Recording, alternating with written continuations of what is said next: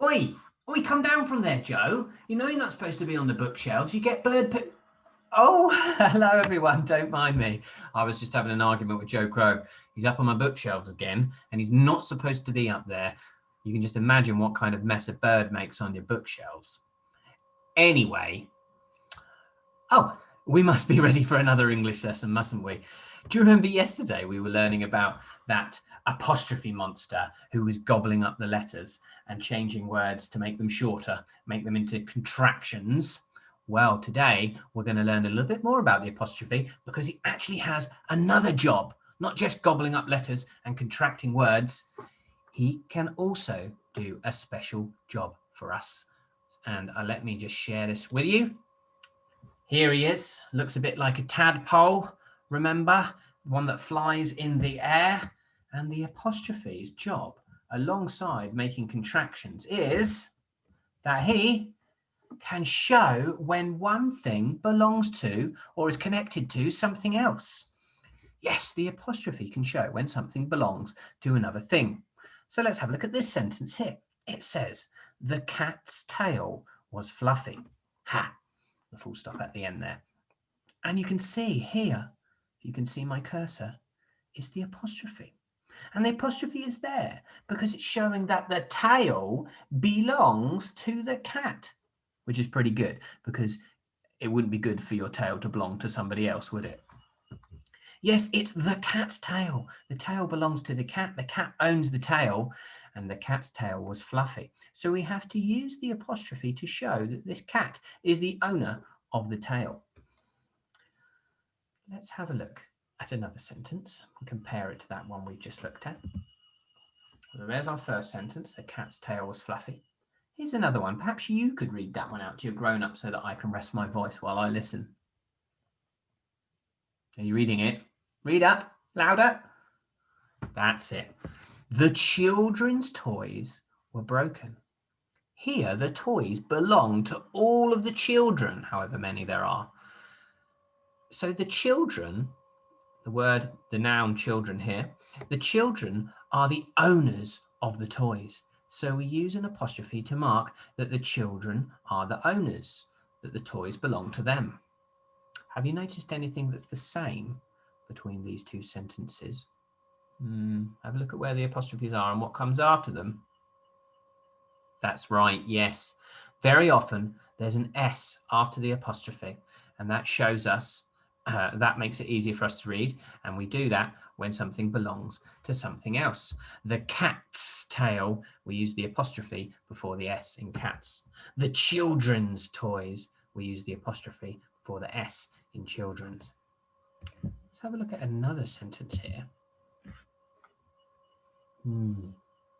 This one says, Charles's cat was naughty. Charles' cat was naughty. Tricky or sound there, isn't it? A-U-G-H, that's an or sound. What's different between this sentence and these two? Look at the apostrophes and where they are and what's after them. Have a look at this one. Have you spotted it?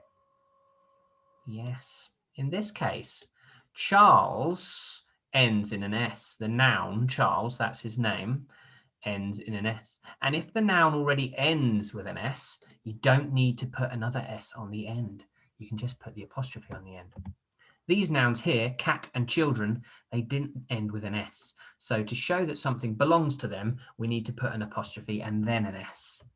But with Charles, because it ends in an S, we don't bung another one on. It would look a little bit weird, and then we'd end up saying Charles or something like that. And that can get very confusing, can't it? However, don't let this make you think that we always put an apostrophe before an S. We only do that to show when something belongs to something else. Okay? Just remember that. So here's a job for you to do now. I've done the first one for you, so let me explain what you need to do, and then you can do the other four with your grown-up. This sentence says, the dog's tail was wagging quickly. Now, why is there an apostrophe in the word dogs? Well, the answer is because the apostrophe shows that the dog owns the tail. It's the dog's tail. The dog owns it, not somebody else owning the dog's tail. That would be very confusing. So we've got the apostrophe here to show that the dog is the owner of the tail. Can you have a read of the other 4 sentences with your grown-up and tell your grown-up why the apostrophe is in the word that it is in? What is it there to show us? Okay, pause this video while you do that. And then when you've done that, come back and we'll carry on. Okay, off you go. Have you done that? Did you tell your grown-up exactly why all those apostrophes are in the words? Like this one, for example, my dad's car is shiny and silver. We use the apostrophe to show that the car belongs to the dad. The dad is the owner of the car. So it is the dad's car. Brilliant. I'm sure you did that for all the others as well. Right. We've done a lot of sitting down. I think it's time to stand up and do a bit of a boogie. And I've got a song to share with you.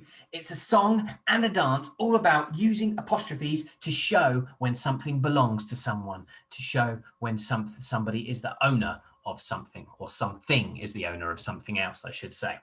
And you should be able to follow the link that I just showed you. Here it is again, so your grown-ups can see it and they can copy it out and put it into their browser. Or if you search for Super Movers apostrophes, you will find it very quickly on your browser. So let's go and have a look what that looks like. If you found the right one, it should look something like this. Apostrophes with Sasha and Tyler, and they are a great pair that are going to lead you through a fun dance all about apostrophes, hopefully get you moving, hopefully get you thinking too. When you've watched the video and you've danced along, you can do it 1 time, you can do it 2 times, you can do it 57 times if you want to. I wouldn't recommend it though, you might be a bit puffed out. When you've done it, come back to me so that we can carry on with what we're learning about, okay?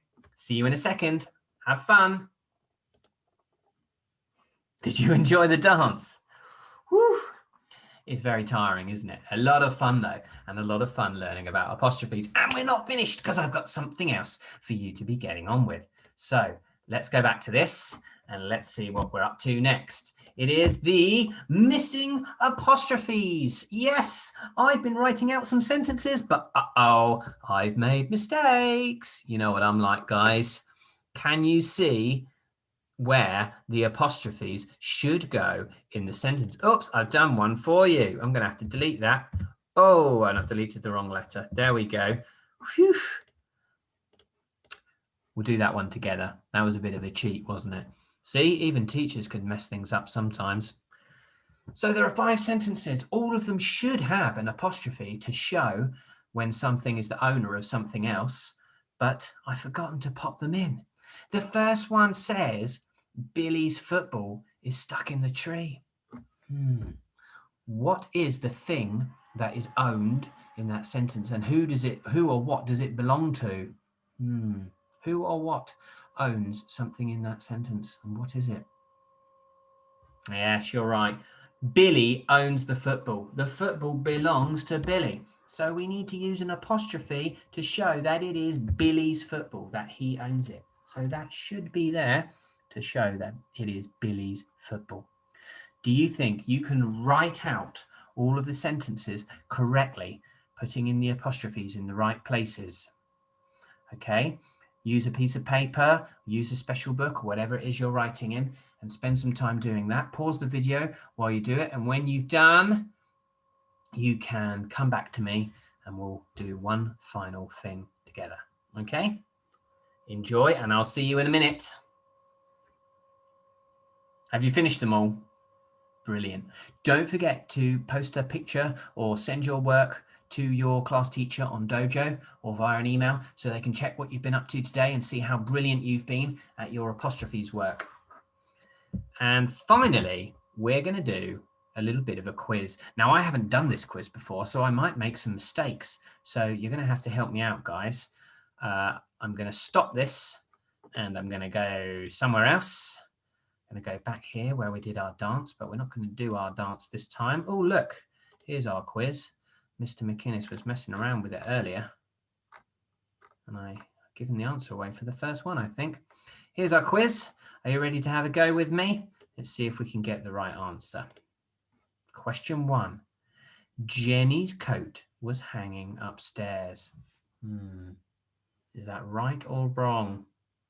I can see an apostrophe here and an apostrophe there. Tell your grown-up what you think the answer might be and why. You can pause it if you want to have a longer discussion. I'm going to listen in. Yeah, I can see that. I agree with this apostrophe being here because the coat belongs to Jenny, but I don't see what is belonging to the upstairs. So I think this one must be wrong. Whew, we got it right. Yes, it's wrong because Jenny's coat does need an apostrophe for Jenny's, but there should not be an apostrophe after upstairs. Let's have a go at one more. The cat's treats were in his bowl. Who is the owner and what is the thing that is owned that belongs to the owner in that sentence? Have a think. Tricky. The cat's treats. I think the cat is the owner, isn't it? The cat owns the treats. So the cat should have the apostrophe with it. It should be the cat's apostrophe here, treats. I don't think the treats are owning anything, are they? The treats don't own the cat. So I think this one might be wrong too. Should we give our answer? Yes, we were right. It is wrong. The treats belong to the cat, so the apostrophe should be after cat, not treat. Next question. Mum's bag was missing. Is that right or wrong? Tell your grown-up why you think it. Yeah, I think the bag belongs to Mum. Mum is the owner, so I think that one's right. Yes, we nailed it. Well done, guys. We got 2 more questions. Do you know where John's shoes are? Who is the owner and what is the thing that is owned? Have a think. Tell your grown-up. The shoes, John's shoes. I think the shoes belong to John. John is the owner. So that reason, John should have apostrophe after it before the S there. The shoes don't own anything, do they? So I think that one might be wrong. Oh, yes, we were right. The shoes belong to John, so the apostrophe should be after John. And finally, I wish I could go to Baljit's house today. I wish I could go to Baljit's house today. Is that one right or wrong? Have a think. Why is it right? Why is it wrong? Tell your grown-up.